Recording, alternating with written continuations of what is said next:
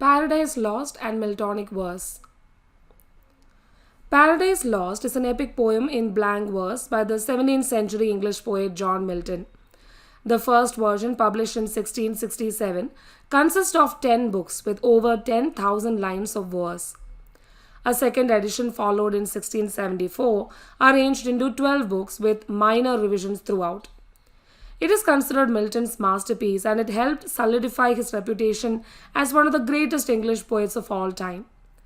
The poem concerns the biblical story of the fall of man, the temptation of Adam and Eve by the fallen angel Satan, and their expulsion from the Garden of Eden. Many scholars consider Paradise Lost to be one of the greatest poems in the English language. It tells the biblical story of the fall from grace of Adam and Eve, and by extension, all humanity, in a language that is a supreme achievement of rhythm and sound. The 12 book structure, the technique of beginning in medias res, that is in the middle of the story, the invocation of the muse, and the use of the epic question are all classically inspired. The subject matter, however, is distinctly Christian. The main characters in the poem are God, Lucifer or Satan, Adam and Eve. Much has been written about Milton's powerful and sympathetic characterization of Satan.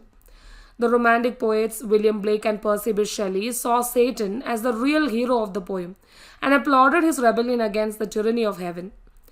Many other works of art have been inspired by Paradise Lost, notably Joseph Haydn's oratorio The Creation and John Keats' long poem Endymion.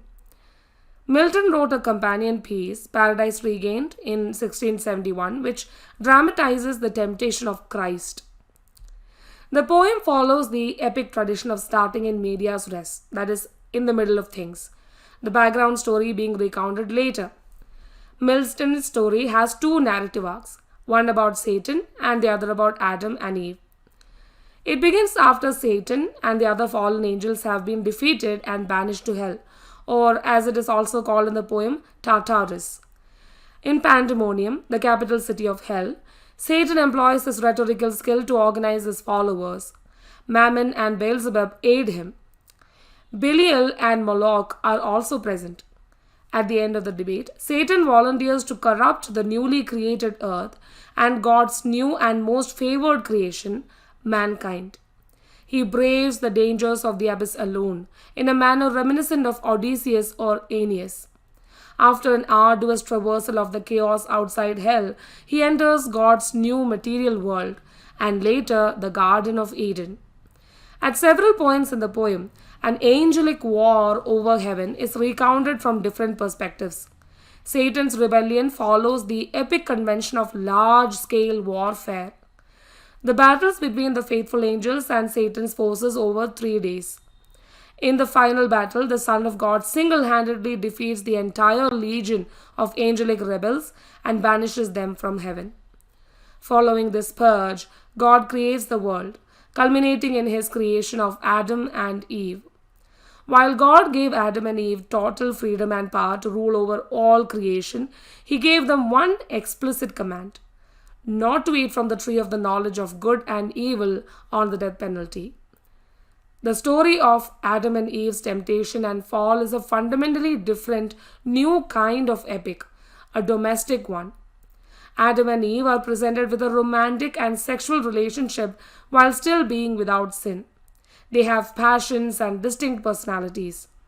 Satan, disguised as a serpent, successfully tempts Eve to eat from the tree by preying on her vanity and tricking her with rhetoric. Adam, learning that Eve has sinned, knowingly commits the same sin. He declares to Eve that since she was made from his flesh, they are bound to one another if she dies. In this manner, Milton portrays Adam as a heroic figure and a greater sinner than Eve, as he is aware that what he is doing is wrong. After eating the fruit, Adam and Eve have lustful sex. At first, Adam is convinced that Eve was right in thinking that eating the fruit would be beneficial. However, they soon fall asleep and have terrible nightmares, and after they awake, they experience guilt and shame for the first time. Realizing they have committed a horrific act against God, they engage in a mutual recrimination. Meanwhile, Satan returns triumphantly to hell amid the praise of his fellow fallen angels. He tells them how their scheme worked and mankind has fallen, giving them complete dominion over paradise. As he finishes his speech, however, the fallen angels around him become hideous snakes, and soon enough, Satan himself turns into a snake, deprived of limbs and unable to talk. Thus, they share the same punishment as they share the same guilt. Eve appeals to Adam for reconciliation of their actions. Her encouragement enables them to approach God, sue for grace, bow on the supplicant knee, and receive forgiveness. In a vision shown to him by the archangel Michael, Adam witnesses everything that will happen to mankind until the great flood.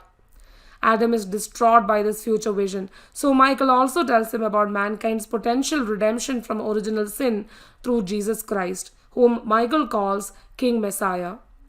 Adam and Eve are cast out of Eden, and Michael says that Adam may find a paradise within thee, happier far. Adam and Eve now have a more distant relationship with God, omnipresent but invisible, unlike the tangible Father in the Garden of Eden.